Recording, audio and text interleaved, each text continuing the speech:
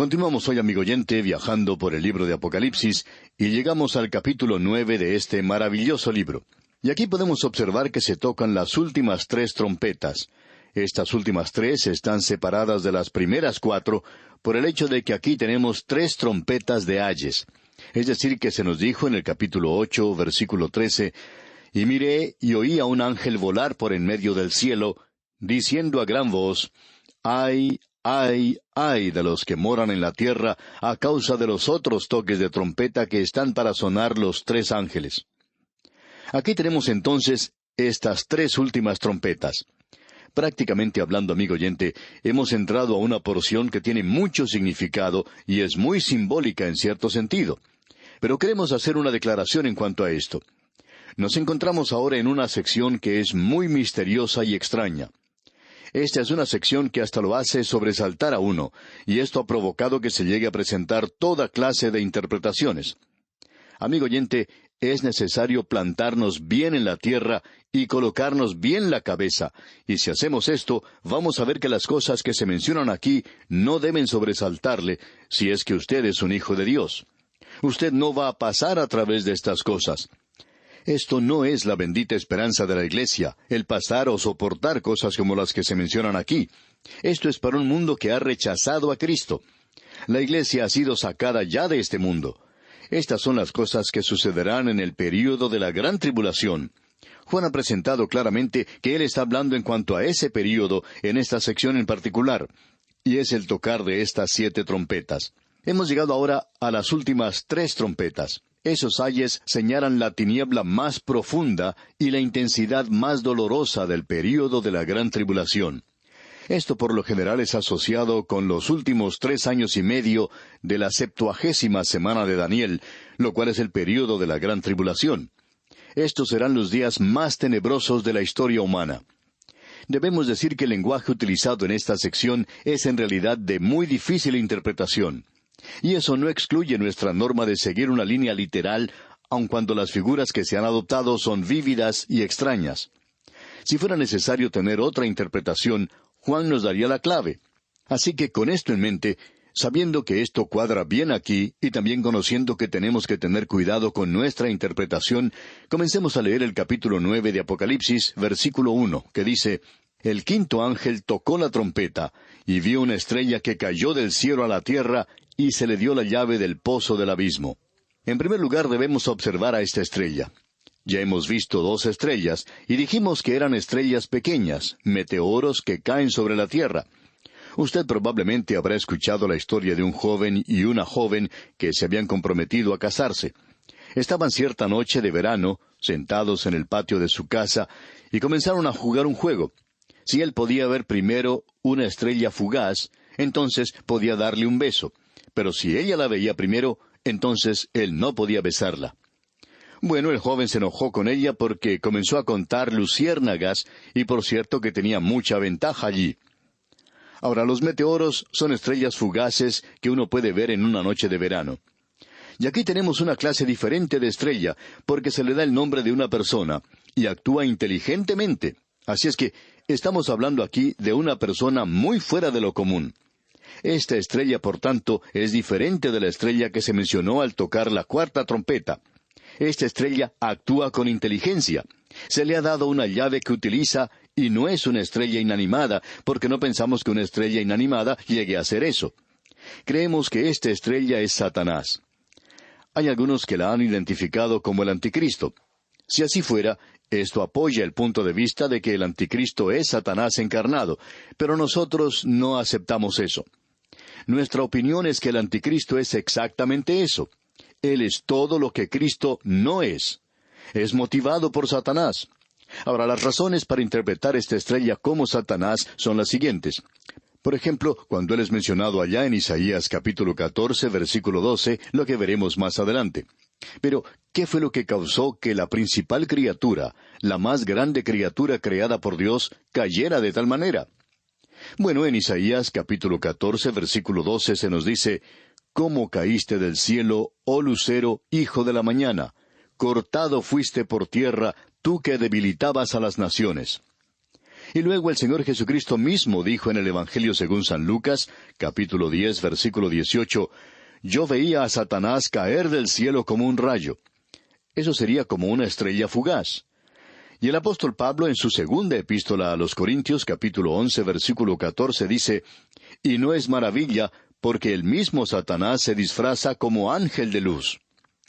Creemos que estas escrituras confirman abundantemente la posición de que Satanás es presentado aquí. Juan declarará más adelante que Satanás fue expulsado del cielo y arrojado a la tierra allá en Apocalipsis capítulo 12, versículos 7 al 9. Ahora, si hemos establecido el hecho de que aquí estamos hablando de Satanás arrojado del cielo, ¿qué es lo que él hace? Bueno, él va y toma la llave que aparentemente significa que Dios está permitiéndole que haga esto, porque la llave demuestra autoridad y poder, y eso es lo que él tiene. Esto lo recibe él de Dios, de la voluntad tolerante o permisiva de Dios. Ahora, este pozo del abismo significa un pozo profundo que lleva al abismo. Este es el mismo abismo del cual se habla ya en Apocalipsis capítulo 20. El abismo y el Hades pueden ser expresiones sinónimas, pero el abismo y el infierno no son la misma cosa. Ya veremos eso más adelante. Lo importante aquí es notar que el Señor Jesucristo probablemente se refería a esto allá en el capítulo 12 del Evangelio según San Mateo, versículo 40, donde decía, «Porque como estuvo Jonás en el vientre del gran pez 3 días y 3 noches, así estará el Hijo del Hombre en el corazón de la tierra 3 días y 3 noches». Él hablaba allí de su descenso al corazón de la tierra. El cuerpo del Señor Jesús no estaba en realidad sepultado en la tierra. Él fue colocado en una tumba nueva, y por cierto que no estaba en el corazón de la tierra. Más bien lo que tenemos en este lenguaje de Mateo es que Él fue al abismo, y esto es aparentemente el Hades o el Seol. Él fue allí porque este lugar tiene 2 compartimientos. El Señor Jesucristo presentó esto obviamente cuando Él habló del hombre rico y Lázaro, de cómo este hombre rico y el hombre pobre habían muerto, y que el hombre rico no fue al infierno, sino que fue a este lugar aquí, y el hombre pobre se encontraba en el seno de Abraham, o en el paraíso, como el Señor lo llamó. El Señor bajó allí en su muerte para anunciar a los salvos su victoria, y que Él les iba a llevar a la presencia de Dios. Eso es lo que creemos que el apóstol Pablo quiso decir cuando él expresa en su carta a los Efesios, capítulo 4, versículo 8, que llevó cautiva la cautividad. Él fue al abismo para anunciar que ya se había logrado eso por su redención. Pero queremos agregar lo siguiente. Creemos que nos corresponde no ser dogmáticos donde la Escritura no dice nada. Pero aquí tenemos un pensamiento de que hay un pozo que lleva desde la superficie de la tierra al corazón de la tierra. Sabemos que cuando decimos algo así, parecería que somos supersticiosos, y no decimos que aún aceptamos esto. Pero permítanos expresarlo de la siguiente manera. Lo aceptamos, pero no somos dogmáticos en cuanto a esto. Si alguien tiene alguna información que nosotros no tenemos, y nos pueden mostrar y probar de que esto quiere decir algo diferente, pues nos alegraría mucho aceptarlo. Pero el Señor ahora tiene la llave, digamos de paso. El apóstol Pedro nos dice que los demonios están allí en prisión. El Señor Jesucristo dijo en el Evangelio según San Lucas, capítulo 8, versículos 30 y 31, y le preguntó Jesús diciendo, ¿cómo te llamas? Y él dijo, Legión, porque muchos demonios habían entrado en él, y le rogaban que no les mandase ir al abismo. De paso, digamos que este es un lugar muy pequeño. Hay algunos que opinan que el cielo y el infierno son cosas de la mitología, y que el cielo es como una hermosa isla en algún lugar, una tierra de jauja, que está flotando en algún lugar en el espacio. Amigo oyente, eso no es lo que enseña la palabra de Dios. La palabra de Dios enseña que el cielo es un lugar literal, como el lugar en el cual usted vive hoy, y el infierno es más literal que el lugar donde usted vive. Oyentes nos escriben a veces diciéndonos que el lugar donde ellos viven es como si fuera un desierto. Como quiera que sea, aquí estamos hablando de aquello que es literal. Así es entonces que, durante la última parte del período de la gran tribulación, se le da a Satanás la llave, y a él se le da una libertad que nunca antes había tenido, y eso explica el por qué los hombres no pueden morir durante este período. Satanás quiere mantenerlos vivos, él no quiere que su ejército sea diezmado. Y en el versículo 2 de este capítulo 9 de Apocalipsis leemos, «Y abrió el pozo del abismo, y subió humo del pozo como humo de un gran horno, y se oscureció el sol y el aire por el humo del pozo. De ese pozo que lleva al abismo saldrá un humo como de un volcán en erupción que cubrirá toda la tierra. Esta es una contaminación de la peor clase. Y opinamos que la interpretación literal de esto es la que nos satisface más, tanto a nosotros como a muchos otros. Luego en los versículos 3 y 4 leemos: «Y del humo salieron langostas sobre la tierra, y se les dio poder, como tienen poder los escorpiones de la tierra. Y se les mandó que no dañasen a la hierba de la tierra, ni a cosa verde alguna, ni a ningún árbol, sino solamente a los hombres que no tuviesen el sello de Dios en sus frentes». Esto supera toda descripción.